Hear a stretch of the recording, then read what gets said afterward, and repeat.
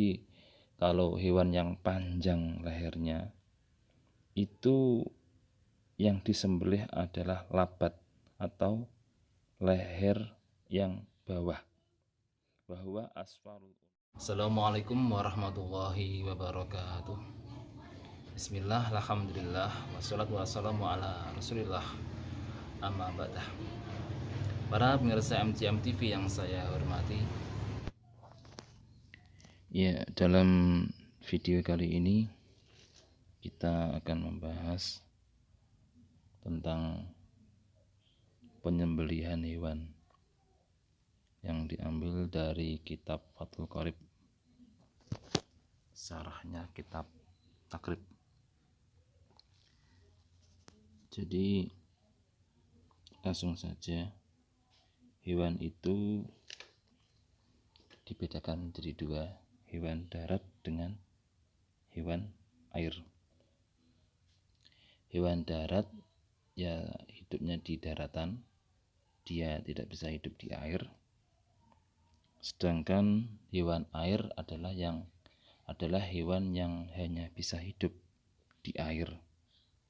Jadi kalau hewan air tersebut diletakkan di daratan, maka dia tidak akan lama bisa hidup, dia akan meninggal dengan cepat. Sedangkan hewan yang bisa hidup di darat maupun di air jelas dihukumi haram untuk dimakan. Lalu hewan darat dalam kitab ini pun dibagi menjadi dua. Satu, boleh dimakan dagingnya, atau hewan makul begitu bahasa Arabnya. Dan yang kedua, hewan yang tidak boleh dimakan dagingnya atau ghairu makul.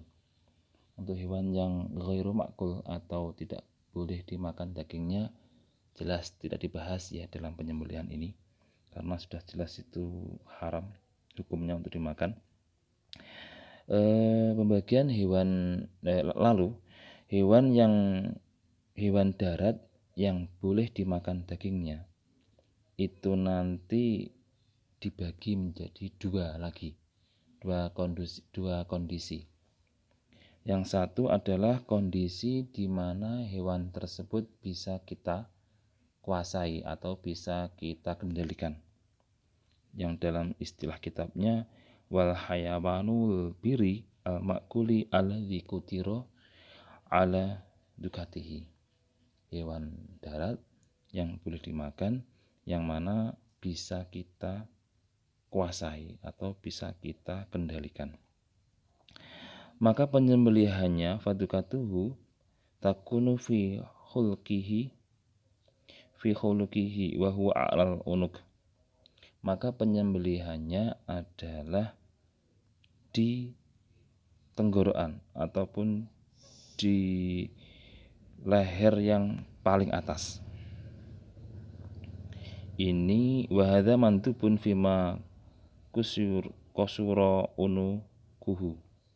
Ini bagi hewan-hewan yang pendek lehernya, sebagaimana sapi, kambing, dan kuda. Kabakori wa ghanamin wa khailin.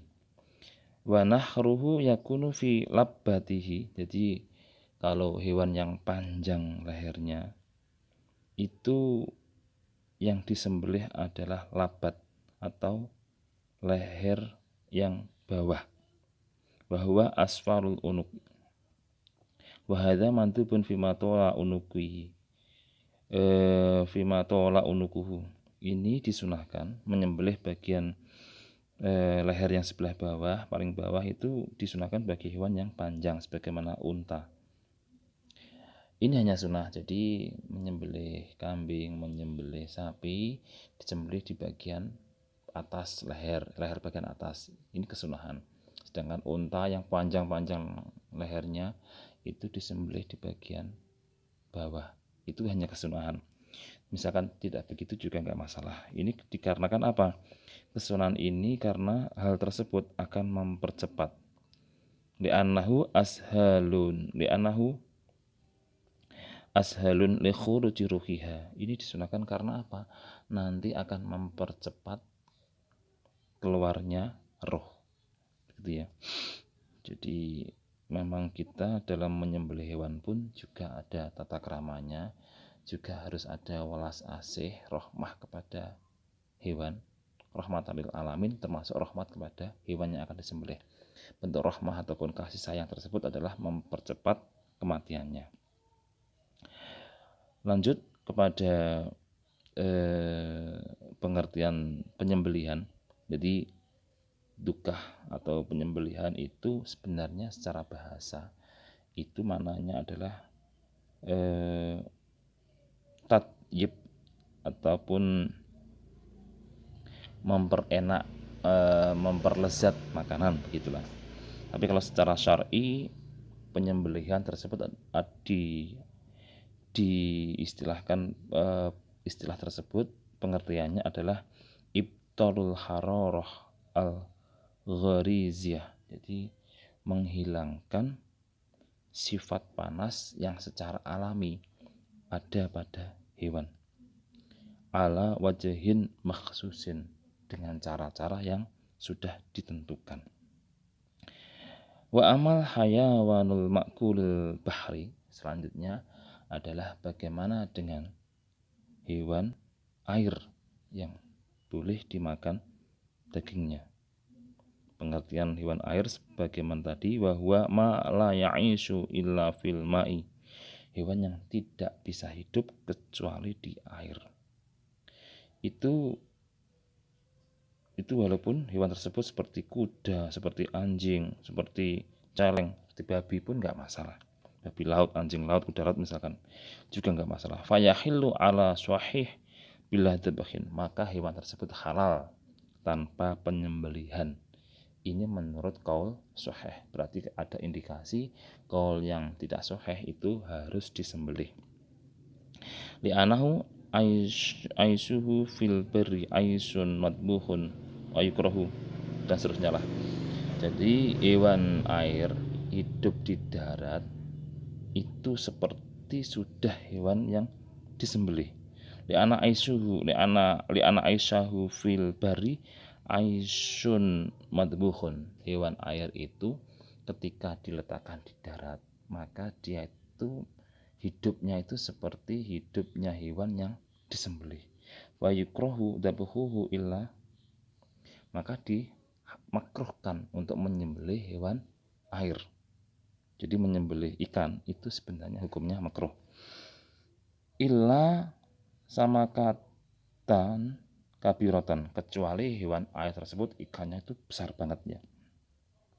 Yatulu bakauha, yang mana itu hidupnya nanti di darat itu bisa lama. Misalkan hewan-hewan yang ukurannya besar, yang mana kalau diletakkan di darat dia tidak akan mati dalam waktu 1 hari misalkan begitu, maka disembelih. Dan bagaimana cara menyembelihannya itu ya terserahlah, itu mungkin dokter lebih tahu bagaimana cara mempercepat kematian. Bisa disembelih kalau punya leher kayak mungkin anjing laut, kuda laut, ya bisa disembelih lehernya. Kalau nggak punya leher kayak mungkin cumi-cumi yang besar banget itu, tahu apalah. Wama ay wal hayawanu alladzi lam yuqdar wama lam yuqdar ala dukatihi kasaten anasiatin tawahasat au ba'iran dhahaba saridan, hewan yang tidak bisa dikuasai penyembelihannya, jadi disembelih itu nggak bisa. Misalkan kambing rumahan itu yang lari yang tidak bisa dikendalikan, ataupun onta yang lari kencang yang tidak bisa dikendalikan juga, jadi tidak bisa dipegang, mau disembelih ucul ataupun lepas terus lari dan tidak bisa dikuasai. Fadukatuhu akruhu, fadukatuhu, maka cara penyembelihannya adalah dengan cara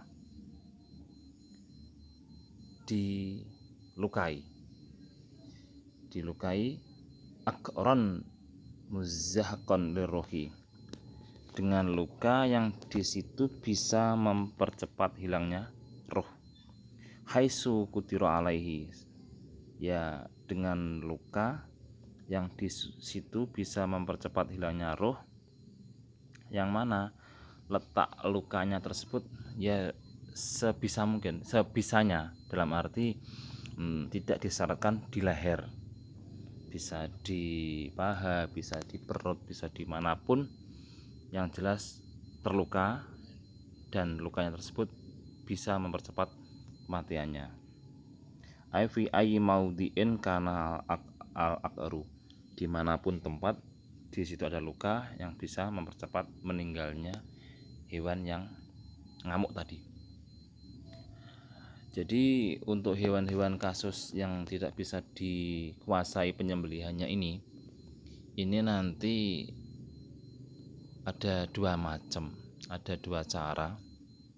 Misalkan ada sapi yang jatuh ke sumur, yang mana di situ diangkat juga nggak bisa, itu maka dilempari tombak atau apalah begitu yang bisa membunuh dia, maka dimanapun letak lukanya tadi kok bisa meninggal sapi tersebut, maka hukumnya halal. Karena apa? Tidak bisa dikuasai penyembelihannya. Kita kan nggak bisa masuk ke sumur menyembelih, kan nggak bisa, karena jelas ngamuk nanti sapi yang jatuh ke sumur. Ataupun nanti selain dengan dilukai, itu ini contoh lain ya, misalkan itu dengan tombak. Jadi kita berburu di hutan dengan panah ataupun dengan tombak. Ada rusa atau mungkin ada kijang, pokoknya hewan yang boleh dimakan dagingnya, kita lempar pakai tombak atau kita panah, terus mengenai apapun yang terkena, akhirnya hewan tersebut itu mati ya, mati karena luka tadi, maka itu halal. Terus di keterangan yang akan datang insya Allah, kitabnya yang lebih luas penjelasannya ya, itu bahkan kita juga boleh tidak dengan menggunakan panah ataupun tombak, tapi menggunakan hewan liar, hewan yang bisa diajari untuk berburu, misalkan anjing maupun raja wali ataupun elang lah begitu. Jadi kita berburu ayam hutan misalkan begitu menggunakan elang, ataupun berburu rusa menggunakan anjing. Nah itu, tapi dengan syarat hewan tersebut dengan syarat banyak ya. Salah satunya yaitu bisa diulang, bisa diajari, dia cerdas gitu. Jadi tidak melulu penyembelihan itu dengan menggunakan pisau, bisa menggunakan pisau, bisa menggunakan al-aqru ini, nyatoni, melukai dimanapun letaknya, dengan panah, dengan tombak maupun yang lainnya, asal tidak menggunakan kuku dan tulang. Terus yang selanjutnya yaitu dengan hewan pemburu. Sekian penjelasan dalam video kali ini, semoga bisa memberikan manfaat kepada para pemirsa semuanya.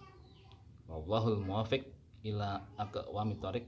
Assalamualaikum warahmatullahi wabarakatuh.